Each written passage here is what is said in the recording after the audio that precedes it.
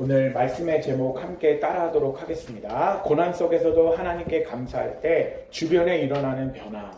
오늘 여러분들이 삶 속에서 고난이 찾아올 수 있습니다. 다니엘에게는 어떤 고난이었냐면요, 이스라엘 백성들이 전체가 포로로 잡혀갔고요.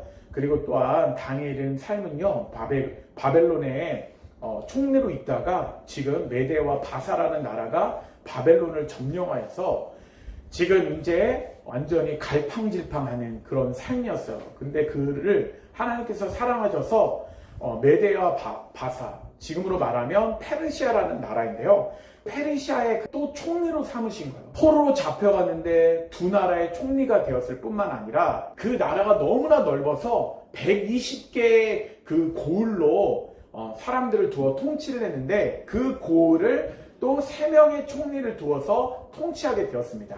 그 중에 한 명이 누구였냐면 다니엘이었고요. 2명의 총리가 있었어요. 근데 이 2명의 총리가 다니엘이 포로인데 네가 제일 우리 머리에 있는가 핍박하기 시작했고요. 그에게 책망하고 고발할 근거들을 찾기 시작했습니다. 그러니까 이런 고난과 역경이 있을 때 우리 크리스찬, 특별히 하나님의 사람은 어떤 삶을 살아야 할까, 이 부분을 우리가 설교를 통해서 나누기로 합니다. 그런데 또한 우리가 나눠볼 것은요, 세상 사람들은 믿는 우리를 박해하고 함정에 빠뜨리는데 우리는 그저 하나님을 잘 섬기면 끝나는 것일까? 왜 하나님은 우리가 세상 속에서 하나님의 살아계심을 전하기를 원하실까? 우리가 세상 사람들을 신실하게 섬길 때, 하나님의 살아계심을 증거할 때요, 세상은 어떻게 변화될 것인가? 오늘 주신 말씀을 통해서 이 질문에 대한 부분을 여러분들과 함께 답변하며 나누기로 합니다. 그러니까 여러분들이 고난과 역경 속에서 학교에서도 살아갈 때가 있어요. 그리고 미국에서도 있을 수 있겠죠.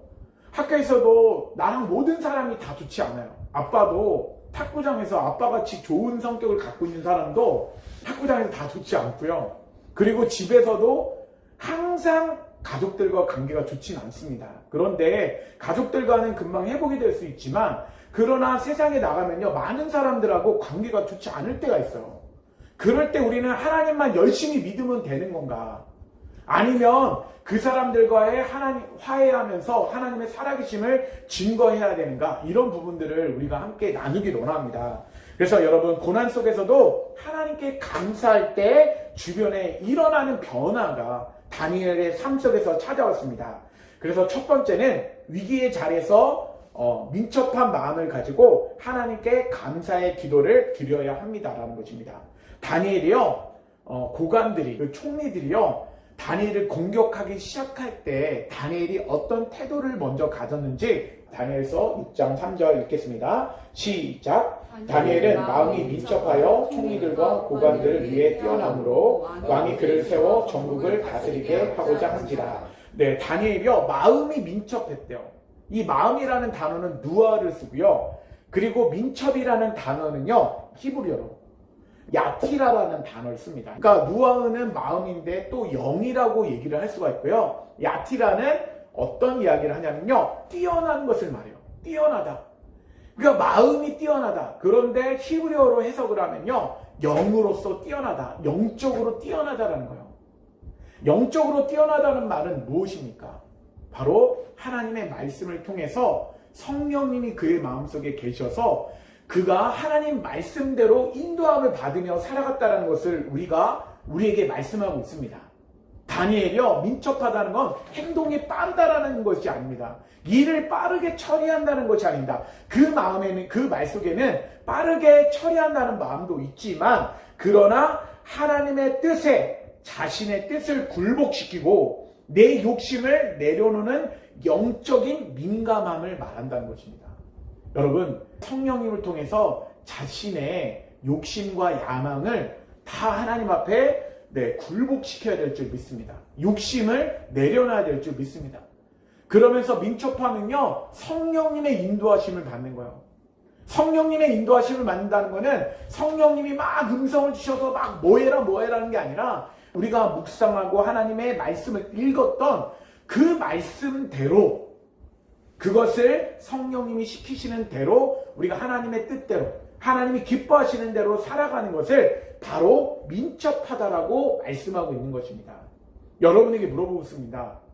여러분 민첩하십니까? 여러분 성령님이 하시는 말씀 가운데 민감하게 살아가십니까? 여러분의 정욕과 여러분들의 뜻을 굴복시키며 성령님이 하시는 말씀 가운데 여러분들의 욕심을 내려놓고 하나님이 기뻐하시는 삶을 살고 있습니까? 다니엘이요, 하나님이 기뻐하시는 삶을 살 때 성령님의 인도하심의 뜻대로 살아갈 때요, 하나님은 그의 삶 가운데 함께 하셨어요. 그가 하나님의 살아계심을 증거하며 삶으로서 보여줄 때 하나님께서 그와 함께 하셨다는 것을 우리에게 말씀하십니다. 다니엘서 6장 4절 말씀을 보도록 하겠습니다. 우리 6장 4절을 보면서 두 명의 그 총리가 다니엘을 어떻게 하고자 하는지를 우리가 함께 읽어보도록 하겠습니다. 다니엘서 6장 4절 읽겠습니다. 시작! 이에 총리들과 고관들이 국사에 대하여 다니엘을 고발할 근거를 찾고자 하였으나 아무 근거 아무 허물도 찾지 못하였으니 이는 그가 충성되어 아무 그릇됨도 없고 아무 허물도 없음이었더라. 여러분, 총리들이요 질투하기 시작하는 거예요. 여러분, 세상에서 우리가 살려다가 보면요, 하나님의 말씀대로 살려고 하고 영적으로 하나님이 기뻐하시는 삶을 살려고 해도요, 우리를 음해하고 우리를 해치려고 하는 세력들이 항상 있어요. 왜 그럴까요? 저 사람들, 세상 사람들은요, 죄악된 세상 가운데 살고 있어요. 자기의 기준과 자기의 성공대로 살아가고 있습니다. 그런데 믿음의 사람이 나타나고 하나님의 말씀을 지키는 사람들이 주변에 있으면요, 불편해요. 항상 불편합니다. 왜냐하면 자신의 잘못된 부분들이 드러나기 때문에 그래요. 자신의 삶의 스타일이 사람들한테 보여지기 시작합니다. 세상 사람들은 다 타락해서요, 내 삶의 스타일이 타락하고 잘못되고요, 옆에 있는 사람들도 다 잘못돼가지고 비슷비슷해요. 그렇기 때문에 자기가 잘못됐다는 것을 느끼지 못합니다. 그런데 하나님의 사람이 나타나면요, 거룩한 하나님의 말씀 가운데 살아가는 사람들이 짠하고 나타나면요, 주변 사람들과 충돌이 생겨요. 왜냐하면 그 사람이 항상 정직하고, 오늘 말씀에 보니까 다니엘을 보니까 고발하려고 했는데 아무 근거, 아무 허물도 찾지 못하였고 그가 충성되어 아무 그릇됨도 없고 아무 허물도 없음이었더라 라는 부분을 말씀하고 있습니다. 물론 인간이 이렇게 살아가는 게 가능할까요? 저는 불가능하다고 생각해요. 그런데 다니엘은 예수님 같은 형태를 보여주는 삶이었다고 생각합니다. 그렇지만 그가 항상 하나님 앞에 민첩하여서 죄악된 생활 가운데 살아가지 않고 죄악된 삶이 있었으면요, 그것을 항상 회개하려고 했었어요. 여러분, 예수님도 바리새인과 서기관들을 보면서 그들을 책망하셨습니다. 여러분, 주변의 사람들을 보면요, 죄악이 가득한 모습들을 볼 수가 있어요. 예수님도 바리새인과 서기관들에게 말씀하신 것이 뭐냐면, 이 독사의 자식들아, 너희들은 마귀에게서 난 자들이다 라고 하면 이 외식하는 자들아 라고 말씀하고 있습니다. 여러분, 오늘 이 말씀을 통해서 다니엘을 통해 하나님께서 이스라엘 백성들의 정체성을 가르쳐 주시고요, 특별히 크리스찬의 정체성을 가르쳐 주시는 거예요. 그러면서 또한 다리오 왕과 그의 총리들과 그 주변의 사람들에게 하나님의 살아계심을 통해서 하나님을 믿는 사람은 이런 삶을 산다, 성령님의 인도하심을 받으면 이런 삶을 산다 라고 우리가 그 목표와 그것을 우리가 바라볼 수 있는 목표를 우리가 바라보게 한다는 것입니다. 그러니까 목사님, 저는요, 이렇게 다니엘처럼 거룩하고 하나님 말씀 가운데 완전하게 고귀하게 살아가기는 너무나 힘들다고 생각해요. 그러나 다니엘을 보면서 아버지인 저도 하나님 앞에서 성령님 가운데 민감하면서 민첩한 마음을 가지려고 하고요, 사람들이 봤을 때 고발할 근거를 찾지 못하려고 말씀대로 살아가려고 합니다. 그러나 항상 부족해요. 그러나 목표점이 있다라는 거예요. 그런데 이스라엘 백성들은 그런 삶을 살지 못했어요. 그래서 그들은 포로로 붙잡혀 갔습니다.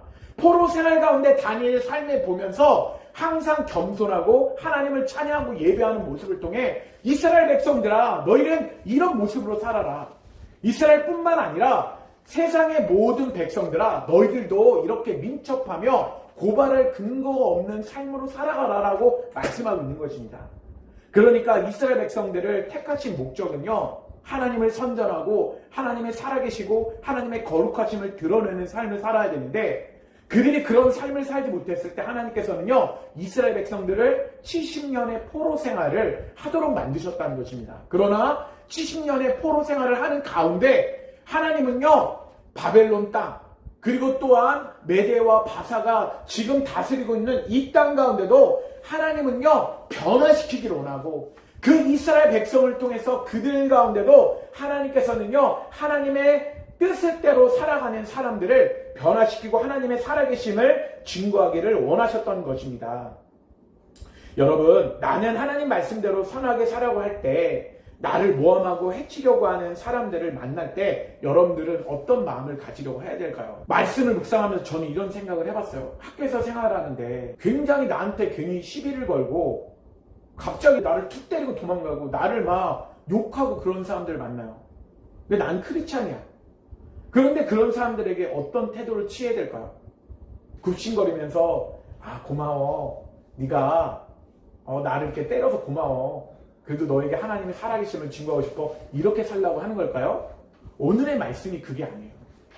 우리가 하나님의 말씀을 가지고 거룩하게 살면서 하나님의 살아계심을 증거하고 많은 사람들에게 영향력을 미쳐서 그들이 주님 앞에 돌아올 수 있도록 만들고, 그들이 하나님의 거룩하심을 통해서 하나님을 찬양하게 만들 때 대적하는 무리들이 있을 때는요, 정확하게 싸울 줄 알아야 합니다. 그런데 오늘은요, 다니엘이 싸우는 게 아니라 다니엘은 하나님의 말씀을 지키면서 기도하며 살아갈 때 하나님께서 다니엘과 함께 하시면서 싸우시는 모습을 보여주신다는 거예요.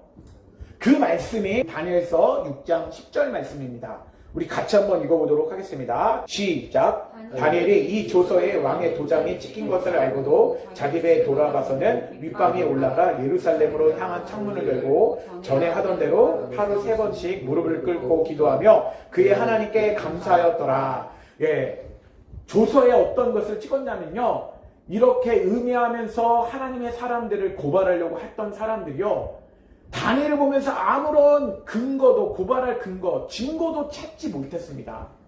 그런데 한 가지를 딱 찾았어요. 그것이 무엇이냐면요, 하나님 앞에 하루에 몇 번씩? 3번씩 기도하는 거예요. 아침 9시, 오후 1시, 오후 3시. 그러면서 3번씩 나를 정해놓고 하나님 앞에 기도하는 거예요.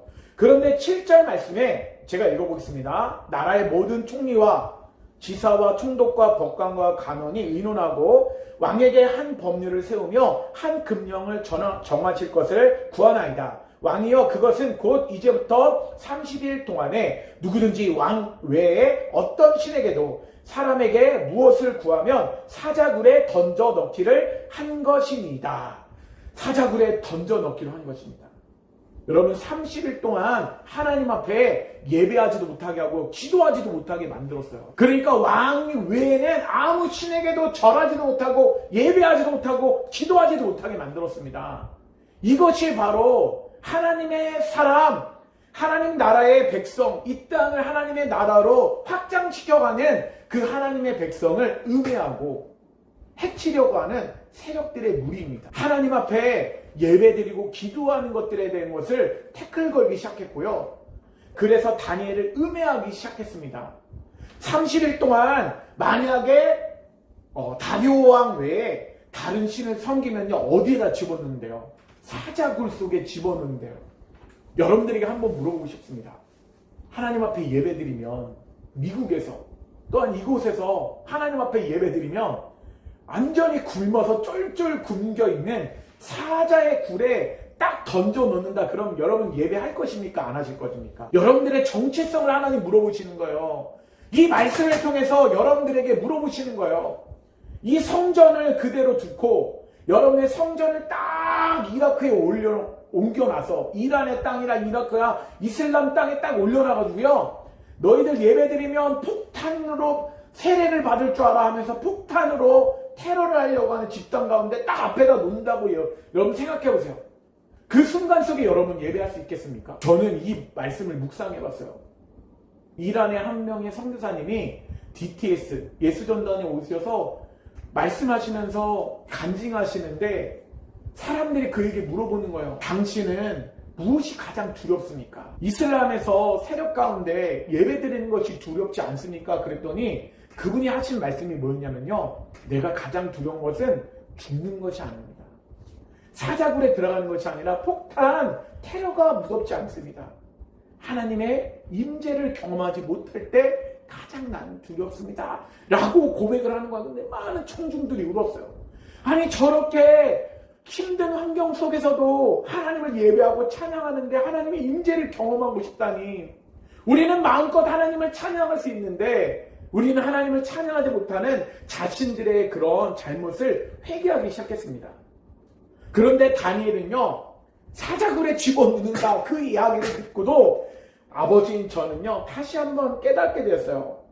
그는요. 10절 말씀에 윗방에 올라가 예루살렘으로 향한 창문을 열고 전에 하던 대로 하루 3번씩 무릎을 꿇고 기도하며 그의 하나님께 감사하였더라 라고 고백하고 있습니다. 우리 한번 따라하겠습니다. 전에 하던 대로. 여러분 전에 하던 대로 기도하고 있습니까?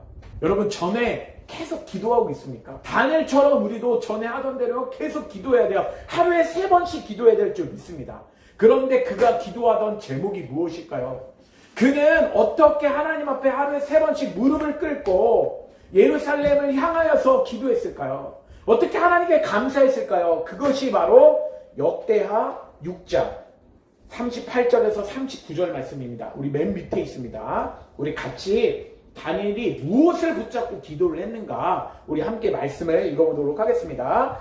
역대하 6장 38절에서 39절 읽겠습니다. 시작. 자기들을 사로잡아 간 적국의 땅에서 온 마음과 온 뜻으로 주께 돌아와서 주께서 그들의 조상 주께서 택하신 성과 내가 주의 이름을 위하여 건축한 성전에 있는 쪽을 향하여 기도하거든은 주는 계신 곳 하늘에서 그들의 기도와 간구를 들으시고 그들의 일을 돌보시며 주께 범죄한 주의 백성을 용서하소서. 그러니까 어디로 포로로 잡혀 있든지 솔로몬이 고백하는 거예요. 우리 자손들이 우리 후손들이 포로로 잡혀갔을 때 예루살렘을 향하여 하나님이 계신 곳을 향하여서 기도하면요 바로 그 기도를 들으시고 그들의 일을 돌아보시면서 주께 범죄한 주의 백성을 용서하소서라는 부분이에요.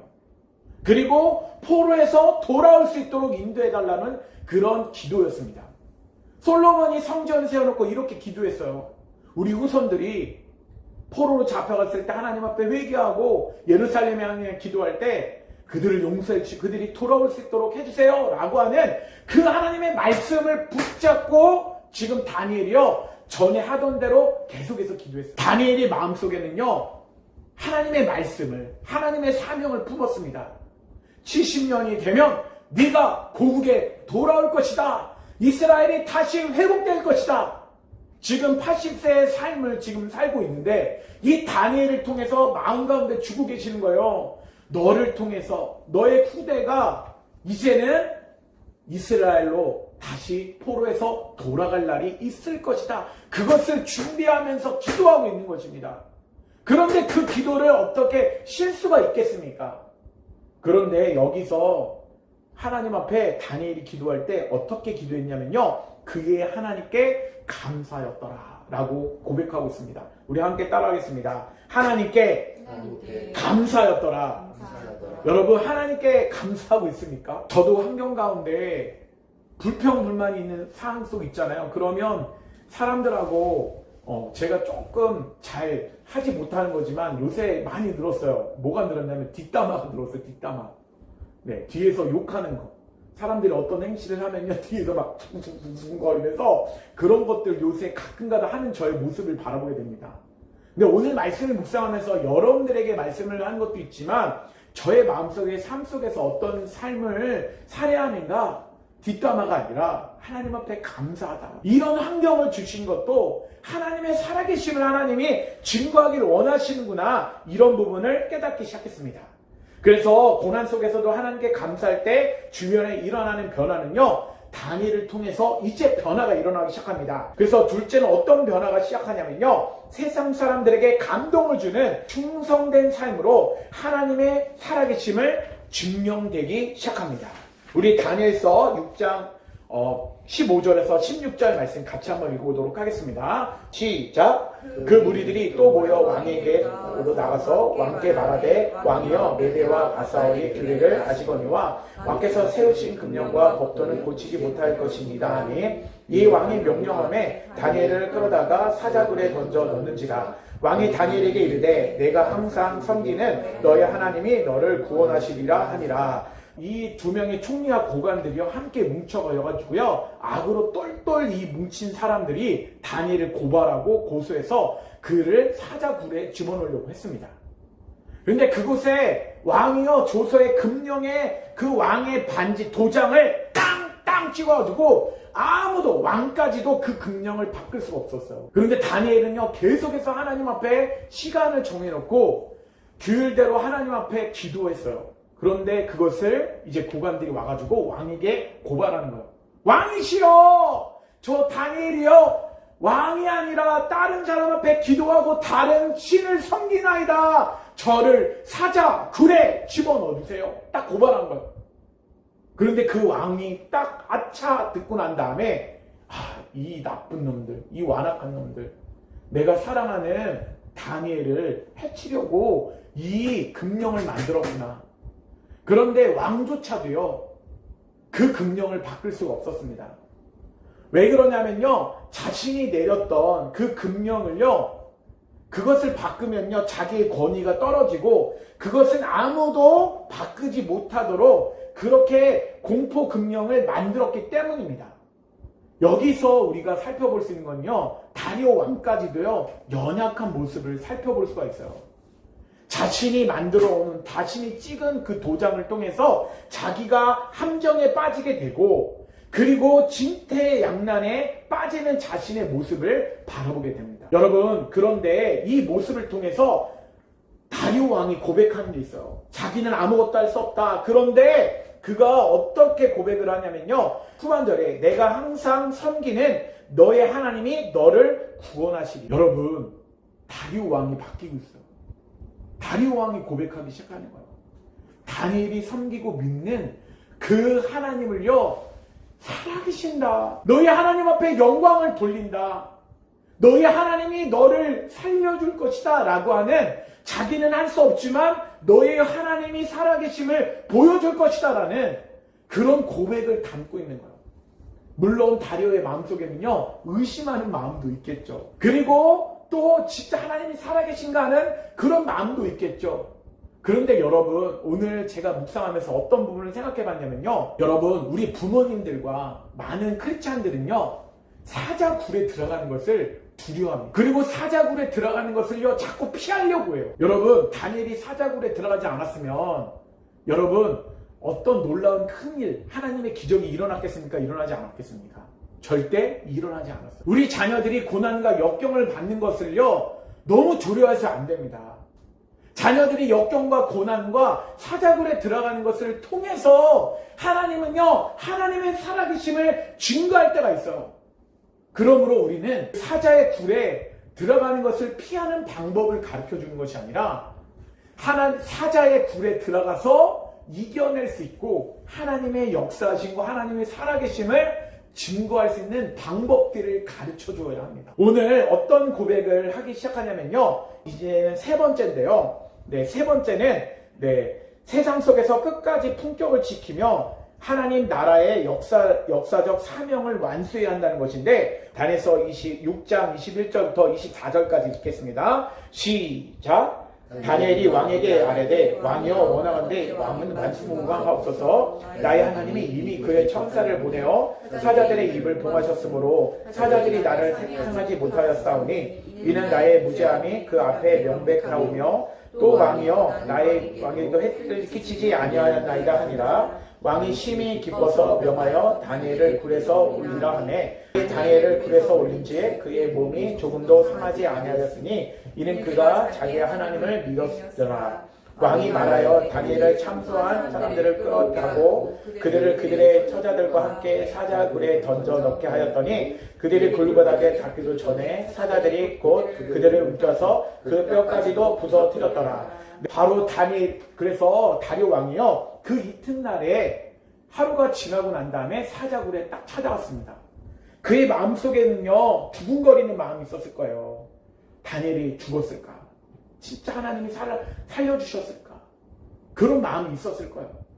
그런데 다니엘이요, 딱 그 굴에 그 돌을 치우고 난 다음에 다니엘이 왕에게 말하는 거예요. 왕이요, 왕은 원하건대 만수무강하옵소서, 건강하옵소서, 당신을 축복합니다. 이런 말들을 하는 거예요. 그랬더니 다리오 왕이 야, 네가 어떻게 살아있느냐? 라고 물어보니까 다니엘이 이런 고백을 하는 거예요. 22절에 나의 하나님이 이미 그의 천사를 보내어 사자들의 힘을 봉하셨으므로 라고 고백합니다.